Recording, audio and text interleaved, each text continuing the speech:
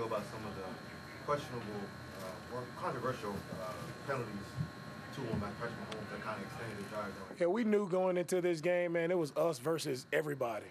Right? When I say everybody, it's everybody, all of whatever. Everybody, the naysayers, the doubt, right? Everybody. We knew it was going to be us against the refs going into this game. And, I talked to you guys early this week. And I was just saying, we got to go out there and we got to do us better. And, in some instances we didn't do that. In some instances we did.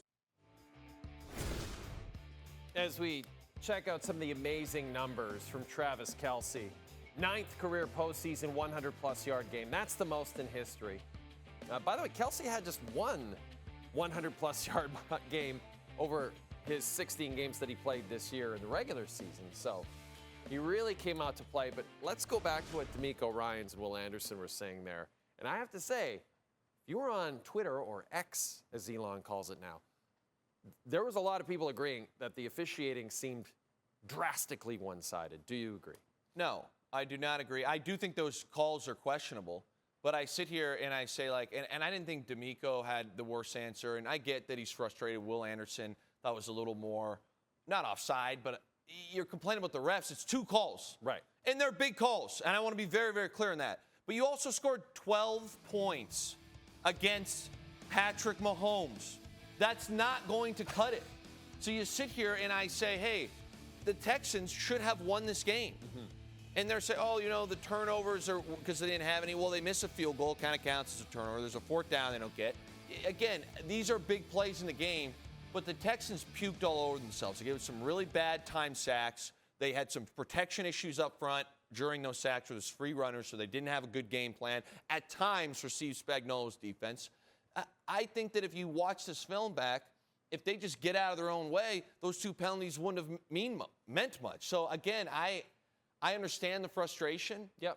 But in the same breath, I think when you miss an extra point, miss a field goal, and give up and play situationally, especially in the red zone, very poorly, you have no one to blame but yourself. And they did something that they just couldn't stop Travis Kelce at the end of the day.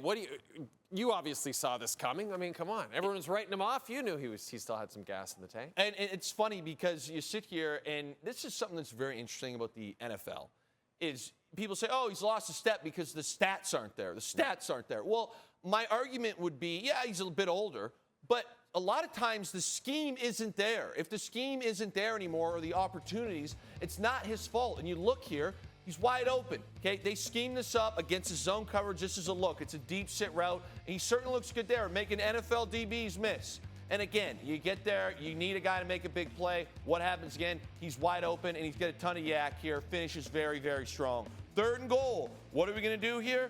Mahomes going to make a sick play, a little off schedule. Who's he looking for? Travis Kelce. So I sit here and I say, Travis Kelce is not the same speed or the same step that he was 5 years ago, sure.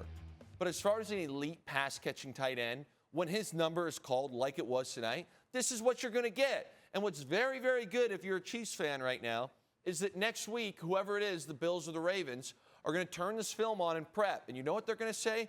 We've got to really focus on Travis Kelce. And you know what that's going to do? Open up Hollywood Brown and DeAndre Hopkins. Or they play it like this, and Kelce's still got it. So, again, I wouldn't necessarily say at wide receiver this year they have, a guy that is just a head and shoulders and an A.J. Brown or Jamar Chase or Jefferson. I wouldn't call him that. But when you have Kelce, you can put up 100 and make a tutty like that, and you got a key on him, and you got 2 very, very good receivers, it can make you very dangerous. Let's go to the one thing that you pointed out that might be a little concerning if you're a Chiefs fan, and that's the fact that Houston actually outgained them by 124 yards on this day. Yeah, and Jay, it's funny because there's this narrative right now with the Chiefs. We can't get double-digit wins, even though today I think it was 9 because of safety, but you can't do this, you can't do that.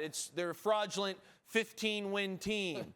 And I sit here and say, well, you pretty much have to play perfect in order to beat them. How fraudulent is that? They haven't turned the ball over in 8 games, 0 turnovers again today. They play situational football outrageously well. 3rd and 8, it's a 3-point game. What happens? Chris Jones, they bump him out. He goes up against a tackle, huge sack. 3rd and 5, you're on the fringe territory. They're moving in. Great pressure here. We get a sack fumble Unlucky we didn't fall on it. 3rd and 10. Again, fringe territory. Free runner. Huge play in the game. 4th and 10. Down 8. Still a one-score game. What happens? Again, weird scheme here because you got Schultz, a tight end on Karlaftis. We get a huge sack. Another big play. 3rd and 6. 8-point game still. You cover on the back end. This should have been a pick, but they ran into each other. Another 3rd and 10 in the red zone. And what happens? We're back live. Karlaftis with a sack. This team, okay, sits here week in and week out and plays situational football unbelievably well. Their defense bends a little bit. They give up some yards. Generally, they're good against the run. Today, weren't. We're phenomenal in the red zone. Phenomenal. Patrick Mahomes, here's a moment for all fans out there. The kicker, I get so mad, misses the extra point, okay, which is unbelievable. It's the most unbelievable thing on planet Earth. It's 13-12, and you're sitting here saying, oh, do the Texans have some momentum? And what does Patrick Mahomes do? Dink, dink, dink, dink, right down the field, touchdown. It's no longer 13-12. Yeah. Okay? And I sit here and say, yes, it's not flashy. It's not the Detroit Lions scoring points. It's not Jaden Daniels scoring points right now. But you know what it is? It is great, great football, and it leaves that margin of error for other teams to basically none. Again, they don't turn the ball over. They don't take a ton of penalties. They play very well situationally. And what happens? Oh, we should have beat them. Yeah, that's what everybody says. We should have beat them. But in games they tried this year, I don't count the last one. In games they tried, they went 15-1, and they lost to the Buffalo Bills because Josh Allen put his Superman cape on. So I don't want to hear this team this term that the Chiefs are fraudulent. They're not fraudulent. There's been one man who has beaten them this year, and his name's Josh Allen. He's most likely going to win NFL MVP. Well, and speaking of Josh Allen, now we must ask you the question, who will the Chiefs be hosting next week in the AFC Championship game? Because we have one more big primetime game coming up. This should be a generational game. This should be generational. First of all, now before we get to that, of course, we have Rams and Eagles, which makes Detroit so sad because you and I were talking about it. I mean, they definitely could have beaten either of these. Both of those teams. They're a great matchup. Okay, so let's move on then to the Ravens. Sorry, we had to throw one more ricochet at the Lions. Just have to throw a stray at them again as if they're not already feeling the pain. But yeah, Ravens-Bills. Have you changed your mind in any way about how you're approaching this game? I get a bit nervous now after seeing what happened to the Lions. But to me, all the pressure in the world is on Baltimore. This is the best chance they're going to have in a long time to win. Lamar's playing out of his mind. Looks very, very confident. King Henry is a very big ordeal, and they have the best run defense in the NFL. If they can't get it done this year, I don't know when they can.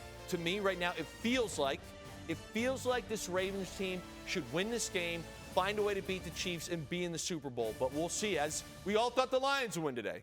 Either way, you know who wins? The viewers, because you're either getting Patty Mahomes against Lamar, or you're getting Patty Mahomes against Josh Allen. Absolutely.